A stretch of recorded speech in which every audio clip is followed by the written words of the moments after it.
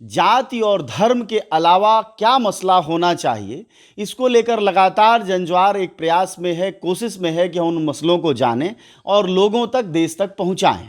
उसमें से एक बड़ी समस्या डूब क्षेत्र का है। जैसे देश में विदर्भ है, जैसे देश में बुंदेलखंड है, सूखाग्रस्त क्षेत्र कहते हैं, वैसे बिहार में टाल क्षेत्र है, डूब क्षेत्र है। यहाँ 2 जिले बड़े डूबे हुए हैं और हजारों किलोमीटर का इलाका पिछले 6 महीने से पानी में डूबा हुआ है। हालांकि आपने किसी भी नेता, पक्ष का हो विपक्ष का हो, उसके लिए कोई सवाल के रूप में किसी टीवी चैनल पर आपने नहीं देखा होगा। आइए, हमारे साथ अर्जुन प्रसाद सिंह हैं, सामाजिक कार्यकर्ता हैं, यहीं के रहने वाले हैं, मोकामा के, विधानसभा भी यही है इनकी। इनसे जानते हैं कि ये समस्या का कभी कोई समाधान सोचा गया और असल में ये है क्या? जी। बाढ़ की समस्या बहुत पुरानी है। टाल क्षेत्र एशिया का सबसे बड़ा दलहन का क्षेत्र है। कभी मुगल बादशाह का शासन होता था तो बाढ़ में 70 से ज्यादा दाल मिले थी। यहाँ से दाल का एक्सपोर्ट होता था। गंगा के रास्ते बड़ी बड़ी नौकाएं चलती थी, बंगाल की खाड़ी तक, फिर वहाँ आगे तक दाल भेजा जाता था। और यहाँ क्या है, बिल्कुल बिना कोई खाद पानी का दलहन होती थी। दलहन की फसल कट्ठे मन, यहाँ मन, एक मन में एक कट्ठा में एक मन हो जाता था। 1 एकड़ में कह सकते हैं कि करीब करीब 20 क्विंटल तक दलहन हो जाता था। ये उपजाऊ ज़मीन है। उपजाऊ इसलिए कि हर साल बाढ़ का पानी आता है और कुछ मिट्टी 2 इंच 4 इंच उपजाऊ मिट्टी उसमें पड़ जाती थी, तो काफ़ी अच्छी फसल होती थी। इसके देखभाल की कई योजनाएं बनी। नेहरू की पहली जब कैबिनेट बनी तो उसमें भी, पहली योजना जब बनी उसमें भी टाल क्षेत्र विकास की बात हुई और उसमें नापी के लिए 75 करोड़ रुपए का एक आवंटन भी हुआ। लेकिन नापी के बाद फिर आगे योजना बढ़ी नहीं, फिर कृषि मंत्रालय ने इस क्षेत्र को लिया ही नहीं। नेचुरली हर साल बाढ़ से फसलें डूबती थी, गांव में भी पानी चला जाता था, लोग परेशान होते थे। न केवल आम लोग परेशान होते थे बल्कि सैकड़ों पशु मारे जाते थे। उसके बाद किसानों ने कुछ कुछ शुरू किया। जब नीतीश की सरकार आई, बल्कि इसके पहले 74 आंदोलन में भी टाल क्षेत्र के लोगों ने इस मुद्दे को उठाया कि टाल क्षेत्र में पानी निकासी की योजना बनाई जाए, कुछ नहरीकरण किया जाए।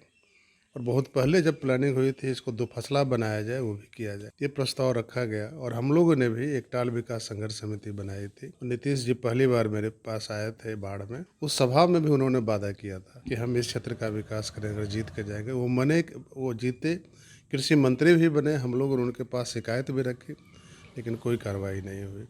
छिटपुट जो कुछ नहरें हैं, नहरें नहीं बल्कि कहिए वो नाला है, जो वो क्षेत्र में पानी गिरता है कई गांवों का। मेरे गांव के दक्षिण से भी एक नाला जाता है, आपको दिखाएंगे। उस नाले की थोड़ी बहुत सफाई की है। फिर बगल में महाने नदी है, उस नदी में थोड़ी बहुत सफाई की है, लेकिन मूल समस्या ज्यों की त्यों बनी रही। अभी भी आकलन जो आया है, लगभग 16,000 वर्ग किलोमीटर एरिया इससे प्रभावित है, डूब क्षेत्र बन जाता है और इसकी निकासी की कोई व्यवस्था पानी की नहीं की जाती। इस मुद्दे को बनना चाहिए चुनाव में। इस क्षेत्र से कभी सीपीआई के उम्मीदवार खड़े होते थे, राम पदारस शर्मा। वो जब भी खड़े होते थे एमएलए में तो इस मुद्दे को उठाते थे, वो भी छात्र संघर्ष समिति में थे। फिर कभी एक प्रधान हरिशंकर प्रसाद शास्त्री थे, जो एन सेना इंस्टीट्यूट के डायरेक्टर भी थे। उन्होंने अपना कार्य क्षेत्र ही टाल एरिया बनाया था।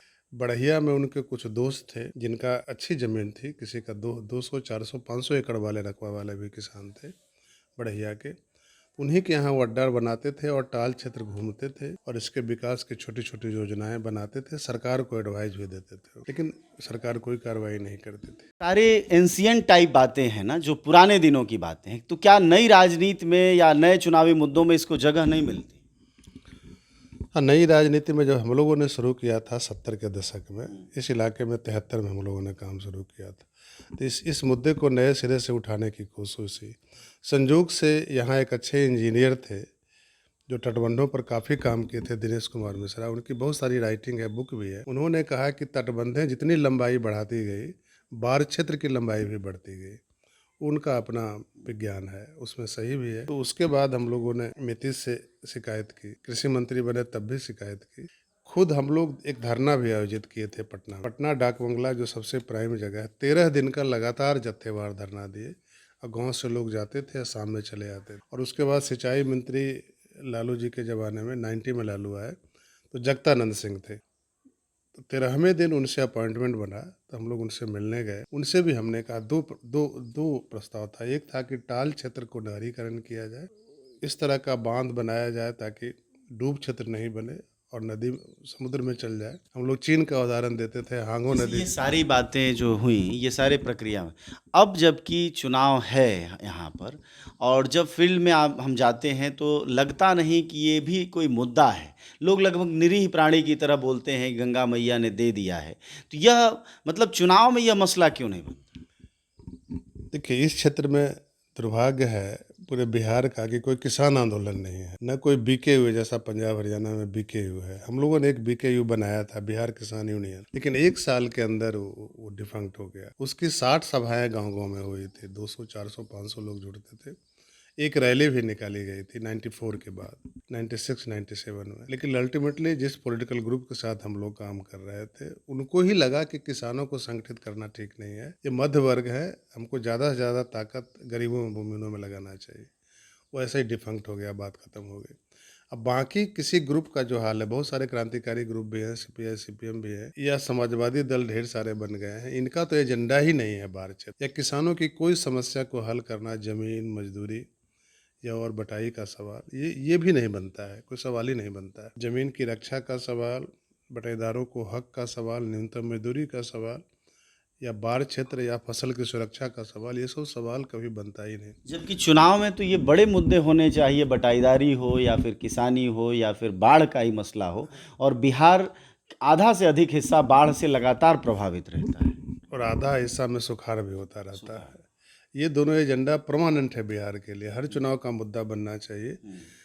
क्योंकि 70% जनता तो ग्रामीण जनता है बिहार की, बाकी जगह का आंकड़े अलग अलग हैं कि 40% शहरी हो गए, लेकिन बिहार में 30% से ज़्यादा शहरी इलाके में जनता नहीं रहती। लेकिन 70% जनता का मुद्दा कभी चुनाव में मुद्दा बनता ही नहीं है। और मेनली यहाँ वोटिंग होती है, किस जात के उम्मीदवार हैं, उनके पीछे कितना पैसा है, कितना हथियार है, इस आधार पर वोट करते हैं। जातिवाद की ये मजबूती की वजह बिहार की राजनीति में क्या है? अभी भी सामंती जो सोच है वो बना हुआ है बिहार और यूपी के, खासकर पूर्वी यूपी और बिहार के इलाके में जो जात पात की प्रथा है, सामंती सोच है, ये बना हुआ, काफ़ी जकड़न है। उसकी बड़ी वजह है कि खेती में पूंजीवाद का जो विकास होना चाहिए उतना नहीं हुआ है जितना पंजाब हरियाणा में हो गया है। इसलिए जाति की पकड़, आपको उदाहरण देंगे, पंजाब में देश में सबसे ज़्यादा दलित का प्रतिशत है, 33 से 35% दलित है, लेकिन वहाँ दलितों पर उस तरीके का अत्याचार नहीं है पंजाब में। हरियाणा में है, पंजाब में नहीं, चूँकि वहाँ खेती में काफ़ी हद तक पूंजीवाद का विकास हो गया है। वहाँ पैसा का संबंध बन गया है और जातीय दमन नहीं के बराबर होता है। दूसरे किस्म का दमन होता है लेकिन सामंती दमन नहीं होता है। तो ये बड़ी वजह है चुनाव में जात पात का होना यहाँ बिहार में, क्योंकि सामंती जकड़न अभी भी बहुत मजबूत है। जैसे जिन भी इलाकों में हम जाते हैं, हर आदमी इस बात से परेशान तो है कि बिहार की चुनाव में जातिवाद है, लेकिन जब हम पूछते हैं कि तुम किसको वोट दोगे और तुम्हारी क्या जाति है, तो लगभग वो अपनी जाति के नेता से मेल खाती है उसकी जाति। तो बीमारी भी है और मुक्त भी होना चाहता है। यहाँ जो फंसा है वो क्यों?